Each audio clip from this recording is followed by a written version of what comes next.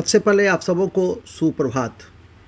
बिहार दरोगा की वैकेंसी निकल चुकी है और तकरीबन 2200 से अधिक सीट हैं, जिसमें 200 से अधिक सीट सार्जेंट के हैं और एसआई के 2000 से अधिक सीट हैं। स्पष्ट है कि इतनी बड़ी वैकेंसी विगत कुछ वर्षों से लगातार आ रही है और बिहार के जो प्रतिभाशाली युवक हैं, जो शारीरिक और मानसिक दृष्टि से सक्षम हैं, उनके लिए एक बहुत बड़ा अवसर है।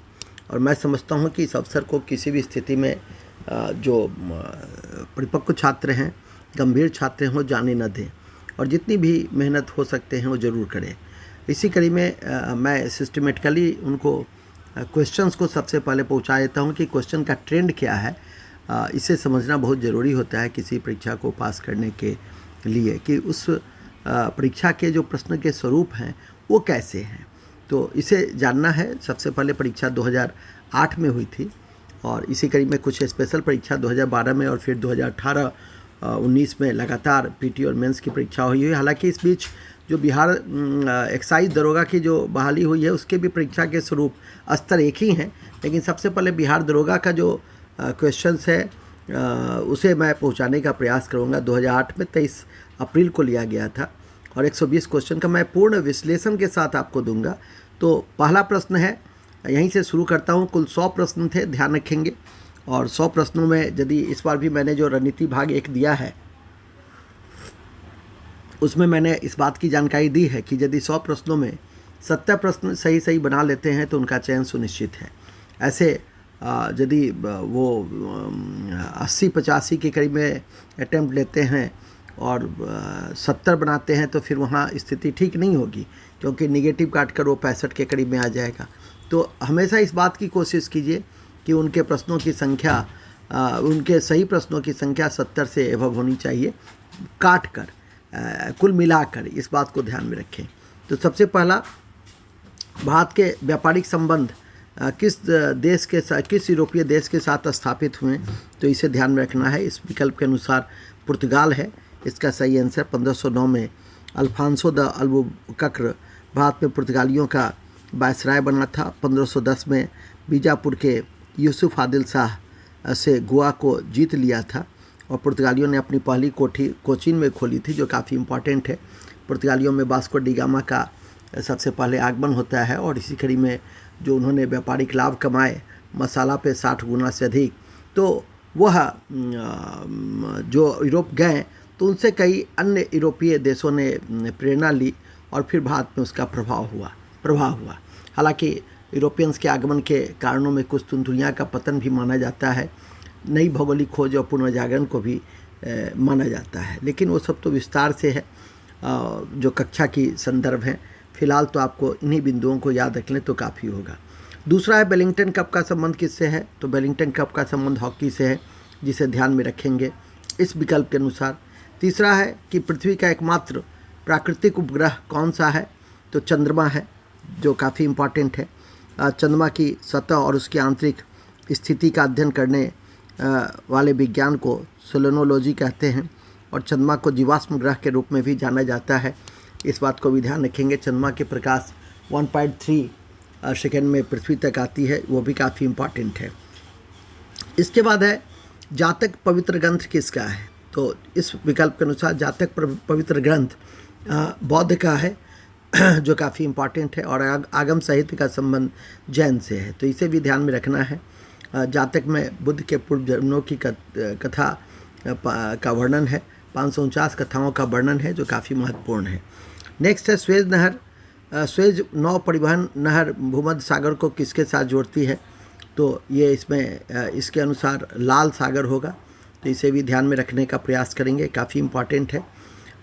नेक्स्ट है, छठा है, भगवान बुद्ध ने अपना पहला उपदेश कहाँ दिया था, तो भगवान बुद्ध ने अपना पहला उपदेश सारनाथ में दिया था, जिसे बौद्ध ग्रंथ में धर्मचक्र परिवर्तन कहा गया।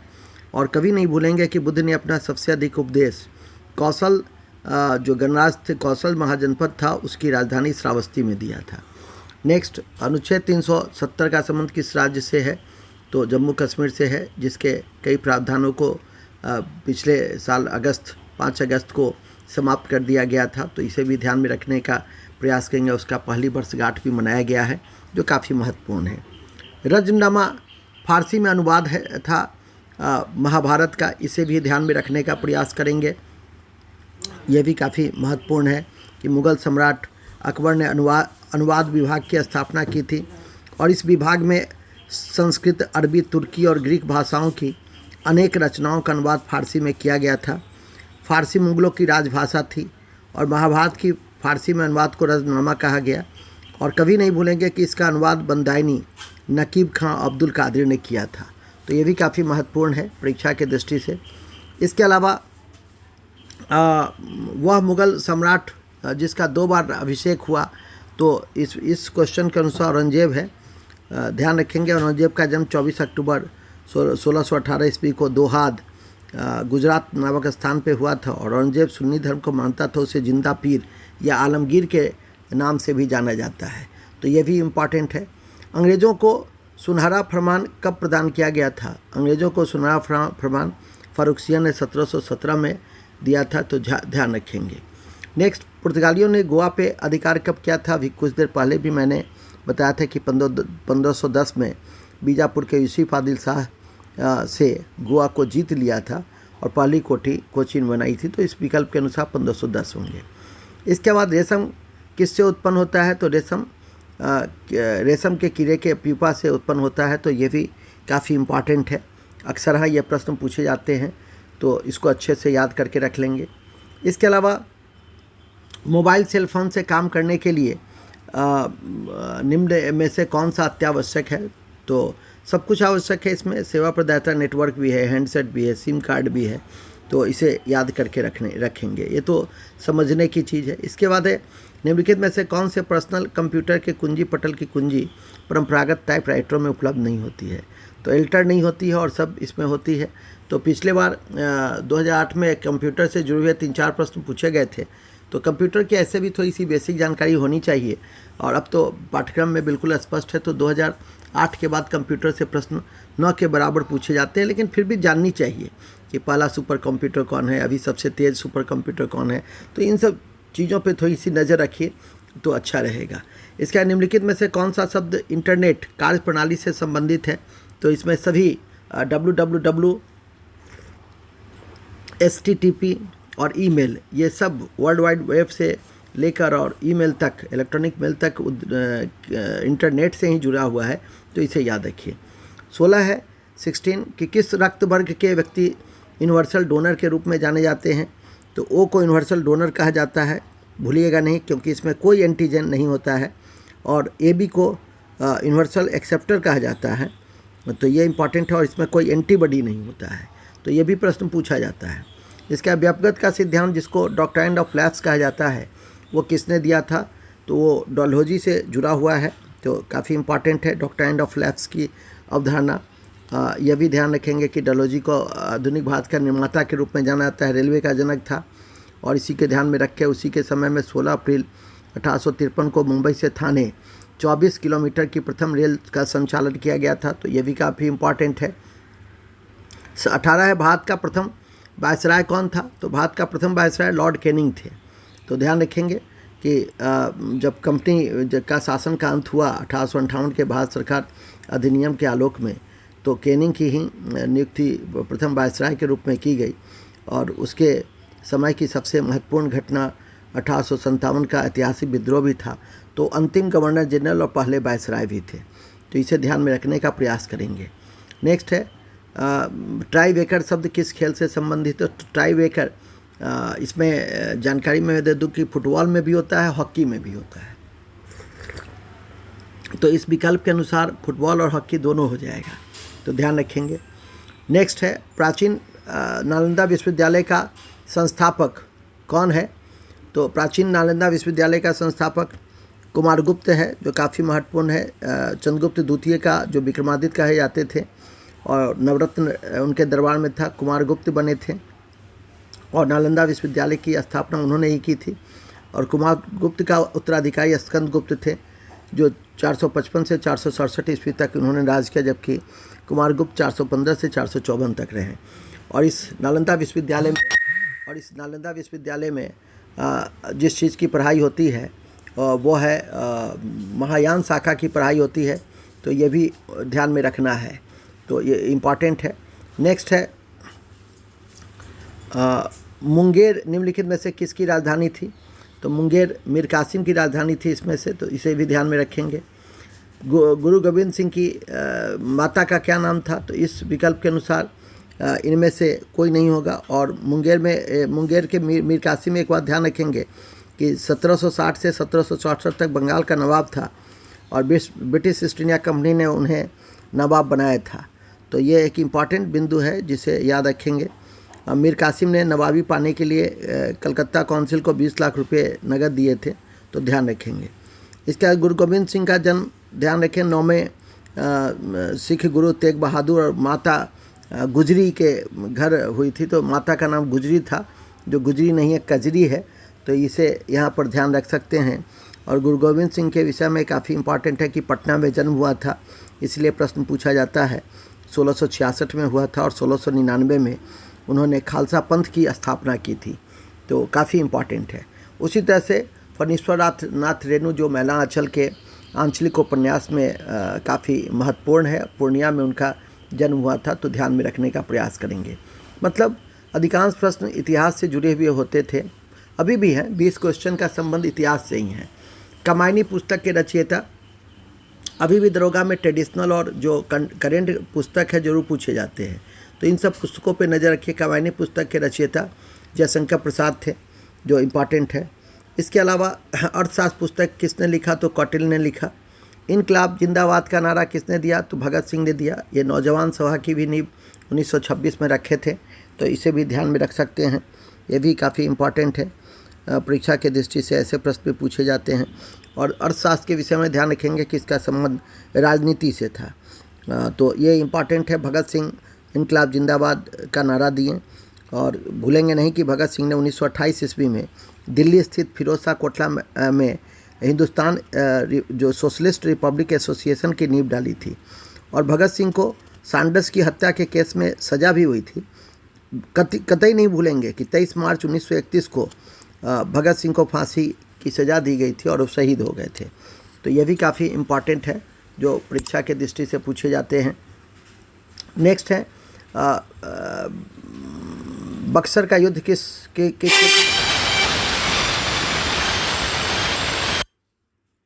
ये भी इम्पॉर्टेंट है, तो परीक्षा के दृष्टि से ध्यान रखना है कि बक्सर का युद्ध किसके किसके बीच हुआ? तो मीर कासिम और अंग्रेज़ों के बीच में हुआ। इसके अलावा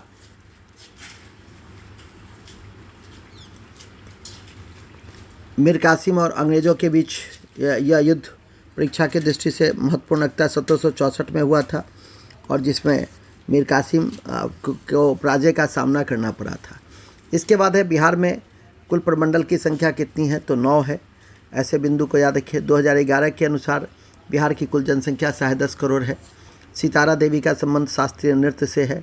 पटना हाई कोर्ट की स्थापना 1916 में हुई थी और पटना विश्वविद्यालय 1917 में, यह भी ध्यान रखेंगे। जैन धर्म के अंतिम तीर्थंकर महावीर की मृत्यु कहाँ हुई थी? तो पावापुरी में हुई थी। तो ऐसे बेसिक फैक्ट परीक्षा में पूछे गए थे।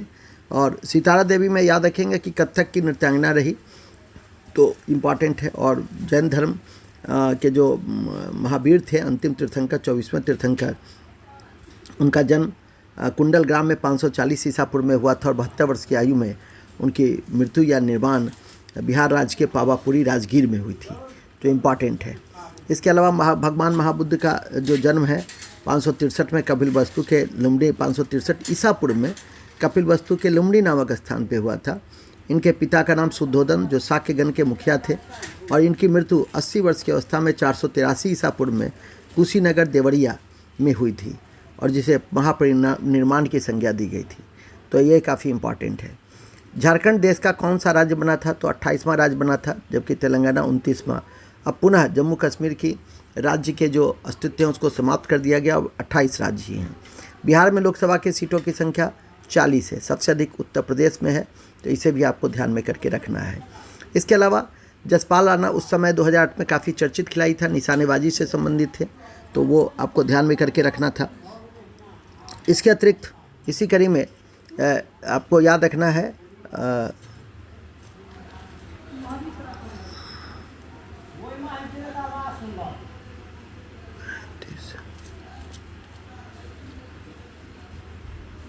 35 35 35 36 में आ जाइए। सबसे पहले अंतर्राष्ट्रीय महिला दिवस कब मनाया जाता है? तो 8 मार्च को मनाया जाता है, तो ये भी इम्पॉर्टेंट है। बिंबिसार किस वंश के शासक थे? तो हरण्यक वंश के संस्थापक बिंबिसार 544 ईसा पूर्व में बौद्ध ग्रंथ के अनुसार वो गद्दी पे बैठे, बौद्ध धर्म के अनुयायी थे और प्रथम भारतीय राजा थे जिसने प्रशासनिक व्यवस्था पे बल दिया। बिंबिसार ने राजगीर का निर्माण कर उसे राजधानी बनाया था, तो ये भी इम्पॉर्टेंट है। भारत में प्रथम सत्याग्रह गांधी जी ने कहाँ से शुरू किया था? तो चंपारण से शुरू किया था, तिनकठिया प्रथा के विरोध में, और सत्याग्रह का पहला प्रयोग यहीं किया था इन्होंने। पंडित राजकुमार शुक्ल के निमंत्रण पर वो चंपारण पहुँचे थे, तो इसे भी ध्यान में रखने का प्रयास करेंगे। फिर चंपारण एग्रीमेंट एक्ट आया था और उसके बाद जो राहत है नील के किसानों को दी गई थी। इसके अलावा है भारतीय स्टेट बैंक ने हाल ही में भारत के बाहर कहाँ शाखा खोली? तो उस समय के लिए इम्पॉर्टेंट था इजराइल, अब के लिए बहुत महत्वपूर्ण नहीं है। सार्क का सबसे नया सदस्य कौन है? अफगानिस्तान, तो ये उस समय के लिए भी महत्वपूर्ण था। 2008 में चूँकि नया बार नई सदस्यता लिया था, तो याद रखना था।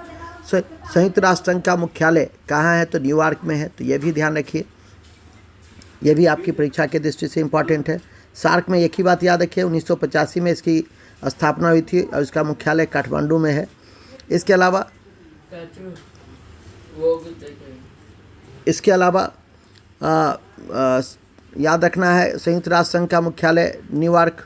शिवाजी को किसने कैद किया था? तो औरंगजेब ने कैद किया था, तो वो भी परीक्षा के दृष्टि से महत्वपूर्ण है। परीक्षा में ये ऐसे सवाल पूछे जाते हैं। शिवाजी परीक्षा के दृष्टि से हर एंगल से थोड़ा सा तैयार करने के, उसकी उपलब्धियों को जरूर देखिए, प्रधान को जरूर देखिए, तो ये सब इम्पॉर्टेंट होता है। महात्मा गांधी कब भारतीय राष्ट्रीय कांग्रेस के अध्यक्ष बने थे? तो 1924 में बने थे, बेलगाम में, तो ये भी ध्यान में रखना है। इसके अलावा बंगाल का विभाजन कर्जन ने 1905 में प्रशासनिक सुविधा के लिए किया था। हालांकि हिडन जो फैक्ट था वो राष्ट्रीय भावना का जो प्रसार हो रहा था उस पर कुठाराघात करना था। राज्यसभा और लोकसभा की संयुक्त बैठक कौन बुलाता है? तो राष्ट्रपति बुलाते हैं, तो ये भी ध्यान रखेंगे। एक व्यक्ति ग्राम पंचायत की सदस्यता के लिए चुनाव लड़ता है तो उसकी उम्र क्या होनी चाहिए?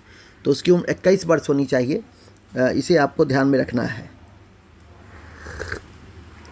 इसके अलावा हाँ, एक बात इसमें ध्यान रखिएगा कि बंगाल विभाजन का कभी कभी प्रभावी तिथि पूछ देता है कि कब से प्रभावी हुआ था, तो 16 अक्टूबर जरूर याद रखिएगा। 16 अक्टूबर 1905 को बंगाल विभाजन प्रभावी हुए थे, तो ये आपके लिए इम्पॉर्टेंट है। इसके अलावा नेताजी सुभाष चंद्र बोस राष्ट्रीय खेल संस्थान कहाँ है? तो पाटियाला में है, तो ये भी इम्पॉर्टेंट है, ये अभी भी पूछा जाता है परीक्षा में। जसपाल राणा अब परीक्षा में नहीं पूछा जाएगा, तो ध्यान रखिए। इसके अलावा है, इसके अतिरिक्त राजा भोज निम्नलिखित में किस राजवंश से संबंधित थे? तो परमार राजवंश से संबंधित थे, जिसके संस्थापक उपेंद्र राज थे और इसकी राजधानी धार नगरी थी। प्राचीन राजधानी उज्जैन थी। परमार वंश का सर्वाधिक शक्तिशाली शासक राजा भोज ही था और भोजपुर नामक झील का भी निर्माण किया था, तो ये भी ध्यान रखना है। इसके अतिरिक्त दिल्ली के लाल किले में स्थित मोती मस्जिद का निर्माण किसने किया? तो औरंगजेब ने, इसको भी ध्यान रखेंगे। आगरे में जो लाल किले का मोती मस्जिद है उसका निर्माण शाहजहां ने किया था, जबकि इसका निर्माण औरंगजेब ने किया था, जो परीक्षा की दृष्टि से काफ़ी महत्वपूर्ण है।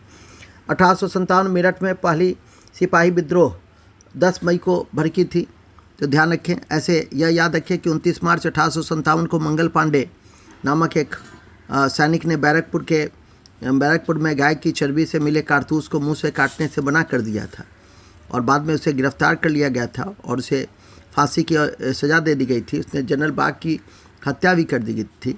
कभी कभी ये पूछा जाता है कि मंगल पांडे किस इन्फेंट्री से जुड़ा हुआ था? तो Mangal Pandey 34th Bengal native infantry से जुड़ा हुआ था, तो इसे आपको ध्यान में करके रखना है। 10 मई 1857 को मेरठ के जो पैदल टुकड़ी थी 20 NI, उसने क्रांति की शुरुआत की थी, तो ये भी ध्यान रख सकते हैं। महात्मा गांधी की हत्या नाथूराम गोडसे ने 30 जनवरी 1948 को की थी दिल्ली में बिरला मंदिर में, ध्यान रखेंगे, जब वो पूजा अर्चना करके लौट रहे थे। हाल ही में भारत के किस पड़ोसी देश में राजतंत्र की समाप्ति का गणतंत्र की स्थापना की गई? तो नेपाल उस समय के लिए काफ़ी महत्वपूर्ण था। राज्यसभा का सदस्यता की आयु कितनी है? तो 30 वर्ष, ये अभी भी पूछे जाते हैं, तो ऐसे प्रश्नों पर जरूर नज़र रखें। इसके अलावा 2010 में आयोजित होने वाले कॉमनवेल्थ गेम की मेज़बानी अब यह परीक्षा में नहीं पूछा जाएगा, न 2008 में पूछा जाएगा। 2008 का अब जब भी पूछा जाएगा तो अगला जो आपका है वो पूछा जाएगा। जैसे श्वेत क्रांति का संबंध किससे है, तो दूध से है। श्वेत क्रांति के जनक वर्गीज कुरियन को माना जाता है। सतलज, चिनाब और रावी निम्नलिखित में से किस सहायक नदी थी, तो सिंधु की सहायक नदी है, तो इसे ध्यान रख सकते हैं। इसके अलावा WWE की भागीदार द ग्रेट खली उस समय के लिए बहुत महत्वपूर्ण थे, दिलीप सिंह राणा, लेकिन आज के संदर्भ में इसका कोई महत्व नहीं है। पंडित रविशंकर 2008 के संदर्भ में काफ़ी महत्वपूर्ण थे, सितार से जुड़े हुए थे, लेकिन लोकनायक जयप्रकाश नारायण को कहा गया, तो यह ध्यान रखना है। और भारत छोड़ो आंदोलन में जयप्रकाश नारायण की भूमिका बड़ी महत्वपूर्ण थी, जिसे किसी भी स्थिति में नहीं भूलेंगे। ठीक है, समग्र क्रांति का, संपूर्ण क्रांति का उन्होंने नारा दिया था और 1999 में मरणोपरांत इन्हें भारत रत्न भी दिया गया था, तो ये जरूर याद रखेंगे। इसके अलावा बुलंद दरवाज़ा फतेहपुर सीकरी में गुजरात विजय के उपलक्ष्य में अकबर ने बनाया था, तो ये भी काफ़ी इम्पॉर्टेंट है। उस समय ये काफ़ी महत्वपूर्ण था कि भारत और बांग्लादेश के बीच एक ट्रेन चली थी, उसका नाम था मैत्री एक्सप्रेस, तो ये भी इम्पॉर्टेंट है। इसके अलावा भारत के राष्ट्रपति को कौन हटा सकता है, तो भारत के राष्ट्रपति को संसद ही हटा सकता है, तो ये भी इम्पॉर्टेंट है। भारत के महान्यायवादी की नियुक्ति कौन करता है, तो राष्ट्रपति। लेकिन इस बात को ध्यान रखें, इस आधार पे आप अपने जो स्टडी है और परीक्षा है उसको आधार बना सकते हैं, लेकिन इससे व्यापकता से अब आपको अध्ययन करने की थोड़ी अनिवार्यता है।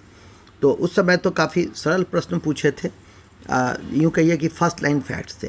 भारत का राष्ट्रपति अपना त्यागपत्र किसे सौंपता है, तो उपराष्ट्रपति को सौंपता है, तो ये भी काफ़ी महत्वपूर्ण है। उस समय के ये सारे करेंट के प्रश्न थे, जिसका आज की तिथि में कोई महत्व नहीं है, लेकिन ध्यान रखिए कि इस तरह के प्रश्न, सेना प्रमुख, मुख्य न्यायाधीश कितने नंबर के हैं, तो किस राज्य से आते हैं, तो ऐसे प्रश्नों पर नज़र रखिए। इसके अलावा राज्य मंत्रिपरिषद किसके प्रति उत्तरदायी होता है, तो विधानसभा के प्रति उत्तरदायी होता है, तो ये इम्पॉर्टेंट है। जूट के उत्पादन में बिहार का कौन सा जिला महत्वपूर्ण भूमिका निभाता है, तो ये आपके लिए इम्पॉर्टेंट हो जाता है। कटिहार की महत्वपूर्ण भूमिका है, तो काफ़ी महत्व है। इसके अलावा 1857 के विद्रोह बाबू कुंवर सिंह ने बिहार के किस क्षेत्र में भूमिका निभाई थी, तो जगदीशपुर आरा जिला में पड़ता है, तो ये इम्पॉर्टेंट है। नवनिर्मित जो नालंदा विश्वविद्यालय थे उसके विजिटर वो डॉक्टर कलाम साहब को बनाया गया था, तो उस समय के लिए काफ़ी महत्वपूर्ण था।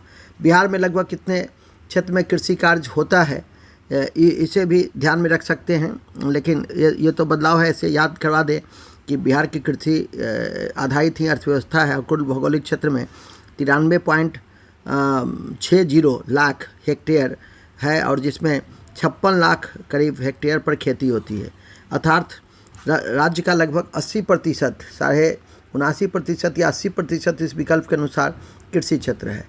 यह भी ध्यान रखेंगे कि भारत के महान्यायवादी को कौन हटा सकता है, तो प्रसाद पर्यंत राष्ट्रपति के होते हैं, तो जो परीक्षा के दृष्टि से महत्वपूर्ण है। बिहार में कितना साक्षरता दर है, तो उस समय नहीं पूछेगा, आप पूछेगा 2011 के अनुसार 63.8% थी, तो इसे ध्यान रख सकते हैं, तो ये इम्पॉर्टेंट है। इसके अलावा ध्यानचंद्र किस खेल से संबंधित थे, हॉकी से। शेरशाह का जन्म, बचपन का नाम क्या था, तो फरीद था, तो ये इम्पॉर्टेंट है। और शेरशाह का जन्म 1472 में होशियारपुर में हुआ था और बचपन का नाम फरीद खां था। शेरशाह का मकबरा सासाराम में है, जो पानी तालाब के बीच में है, और ये अफ़गान शैली के सर्वश्रेष्ठ नमूना को दिखलाता है। पटना को इन्होंने राजधानी बनाई, प्रांतीय राजधानी बनाई, रुपये चलाए, सराय बनाए, ग्रैंड टैंक रोड बनाए, प्रशासनिक सुधार, राजस्व सुधार के कारण इन्हें जाना जाता है, तो कभी नहीं भूलेंगे।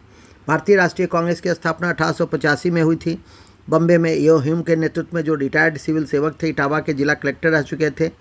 और भारतीय राष्ट्रीय कांग्रेस की पहली अधिवेशन जो मुंबई में हुई थी, उसके अध्यक्ष भीमेश चंद्र बनर्जी थे, तो इसे याद रखने का प्रयास करेंगे। इसके बाद तने की कटाई का प्रयोग निम्नलिखित में से किसे पुनः उगाने के लिए किया जाता है, तो गन्ना के लिए किया जाता है, तो इसे याद रखेंगे। और याद रखेंगे कि गन्ना का जन्म स्थान भारत है, और ये ग्रेमिना कुल का पौधा है। उष्णकटिबंधीय तथा उपोष्णकटिबंधीय फसल होने के कारण इसका जो उपयुक्त तापमान पर यह जो उत्पादन होता है, तो 20 से 27 डिग्री, और पानी 100 से 200 सेंटीमीटर।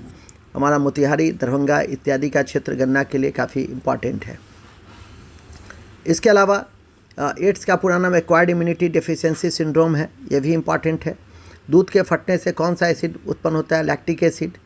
संतरे किसका प्रबल स्रोत है? तो विटामिन सी का, तो इसमें विटामिन दिया है तो काफ़ी अच्छा है, आसान था। किसने अपरंपरागत ऊर्जा का स्रोत है? तो अपरंपरागत ऊर्जा का स्रोत जो अक्षय ऊर्जा है, सौर ऊर्जा है, तो इसमें सौर ऊर्जा होंगे, तो ध्यान रखना है। निम्न यंत्र से विद्युत धारा का मापन किया जाता है? तो आम मीटर से किया जाता है, तो यह इम्पॉर्टेंट है। इसके अलावा डायनोमो वह यंत्र है जो किस ऊर्जा को किस ऊर्जा में, तो यांत्रिक ऊर्जा को विद्युत ऊर्जा में परिणत कर देता है। तो ऐसे बिंदु परीक्षा में अभी भी पूछे जाते हैं। गैल्वेनाइजेशन में क्या होता है? लोहे के चादर पे जिंक चढ़ाई जाती है, तो इसे गैल्वेनाइजेशन कहते हैं, जिसे जस्तीकरण के रूप में भी जानते हैं। 89 है, पृथ्वी में उपलब्ध सबसे कठोर पदार्थ कौन से हैं? तो पृथ्वी में उपलब्ध सबसे कठोर पदार्थ हीरा है, और यह किसी भी द्रव्य से नहीं घुलता है, और इस पर अम्ल या क्षार का कोई प्रभाव नहीं पड़ता है, तो ध्यान रखें। 90 है, वॉशिंग सोडा का रासायनिक नाम क्या है? सामान्य नाम तो सोडियम कार्बोनेट है।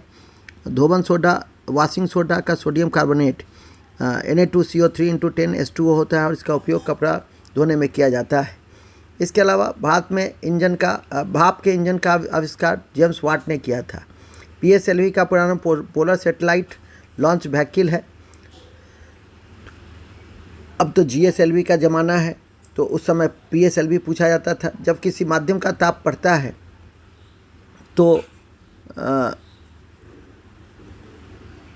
तो प्रकाश का वेग, इस क्वेश्चन का वो ठीक से नहीं आया है, इसको क्लियर कर दिया जाएगा। निम्नलिखित मुख्यतः निम्न गैस ग्लोबल वार्मिंग के लिए उत्तरदायी है? Carbon dioxide. इस विकल्प के अनुसार कार्बन डाइऑक्साइड होगा। इनमें से कौन सा रोग मच्छरों से होने वाला रोग नहीं है? तो घेघा रोग जो है, ये मच्छरों से होने वाला रोग नहीं है। डेंगू, बुखार, मलेरिया, फैलेरिया से भी मच्छर से होते हैं, लेकिन वो मच्छर से नहीं होते हैं। पालक के पत्ते किसके प्रबल स्रोत हैं? तो आयरन के प्रबल स्रोत हैं, ध्यान रखना है। इसके अलावा दंत क्षय का कारण बैक्टीरिया जनित संक्रमण है, ये इंपॉर्टेंट है। एंटीटॉक्सिन का इंजेक्शन किसके रोकथाम के लिए दिया जाता है? तो ये टिटनेस है, ये ध्यान रखेंगे। अल्बर्ट आइंस्टीन कौन थे? तो भौतिक शास्त्री थे, और टेलीफोन का आविष्कारक ग्राहम बेल थे। तो ऐसे बिंदु आपके लिए काफ़ी महत्वपूर्ण हैं, और इसे पहचानने का प्रयास करेंगे परीक्षा की दृष्टि से, ये काफ़ी इम्पॉर्टेंट है। और वो जो क्वेश्चन था, जब किसी प्रकाश का ताप बढ़ता है तो उस माध्यम में प्रकाश का वेग क्या होता है? वो है, उस माध्यम में प्रकाश का वेग अपरिवर्तित रह जाता है। 93 नंबर क्वेश्चन। तो मैंने इन सारे क्वेश्चंस के एनालिसिस भी करने का प्रयास किया है सीमित समय के भीतर, और उम्मीद करता हूं कि ये वीडियो आपको अच्छा लगा होगा। इसी तरह से 2012 का जो पहले स्पेशल परीक्षा हुई थी उसका वीडियो, और फिर 2018-19 और लगातार जो परीक्षा हो रहे हैं, पहले दरोगा का मैं प्रश्न पत्र को आपके समक्ष रखूँगा, फिर एक्साइज दरोगा का, और इस तरह से आपको ट्रेंड भी पता चल जाएगा। ऑनलाइन कक्षा भी 1 सितंबर से लक्ष्य दरभंगा में शुरू की जा रही है। उसमें जो सबसे पहले आएंगे, स्वाभाविक है कि नामांकन उनका पहले होगा। इसी कड़ी में आप आगे बढ़ें। ढेर सारी शुभकामनाओं और आशीर्वाद के साथ शुभ दिवस।